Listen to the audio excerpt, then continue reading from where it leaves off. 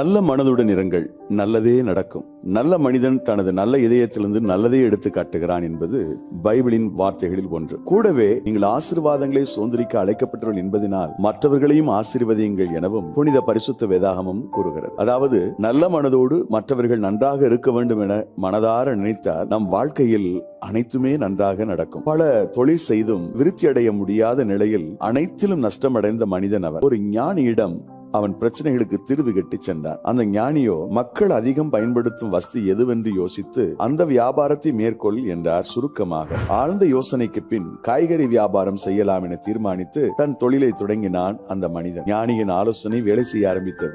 தொழில் நல்ல முன்னேற்றம் கண்டது. ஒரு நாள் அவன் கடைக்கு எதிரே ஒரு பெரிய அளவிலான கடை ஒன்று புதிதாக உருவாக்குகின்ற பணி துவக்கப்பட்டது. என்ன ஏது என அவன் விசாரித்த போது அது ஒரு சூப்பர் மார்க்கெட்டா. அனைத்து வகை காய்கறிகளும் கூட விற்பனைக்கு உண்டா. இந்த தகவலை கேட்ட மாத்திரத்தில் அதிர்ச்சி அடைந்து அமர்ந்தான் நம்மால். மீண்டும் ஞானியை பார்க்க சென்று தன் மனதின் வருத்தத்திற்கான காரணத்தை விவரித்தான். ஞானி ஒரு சிறந்த ஆலோசனை அவனுக்கு வழங்கினார். ஒவ்வொரு நாளும் உன் வியாபாரத்திற்காக இறைவேண்டல் செய்யும் போது அந்த எதிர்த்த வியாபார ஸ்தலத்தின் விருத்திக்காகவும் பிரார்த்தனை செய். அதை நல்மனதோடு செய் என்றார். அந்த பெரிய வியாபாரியை எதிரியாக பார்க்காமல் எந்த பகமை உணர்வையும் வெளிப்படுத்தாமல் உண்மையாக அவரை நேசித்து இன்முகத்தை பார்க்கும் போதெல்லாம் காட்டு என்று அறிவுரை வழங்கினார். நம்மாலும் அப்படியே செய்தார். நாளுக்கு நாள் இருவரும் உண்மையாகவே நல்ல நண்பர்களாக மாறிவிட்டனர். அந்த பெரிய வியாபாரி காய்கறிகளின் கொள்முதல் செய்யும் பணியினை இந்த சின்ன கடைக்காரருக்கு கொடுத்தார். அதில் உண்மையாக இருந்ததால் இன்னும் இருவருக்குமான சிநேகம் உறுதிப்பட ஆரம்பித்தது. ஒரு சந்தர்ப்பத்தில் மற்றொரு பெரிய பட்டணத்தில் இதை போன்ற ஒரு பெரிய சூப்பர் மார்க்கெட்டை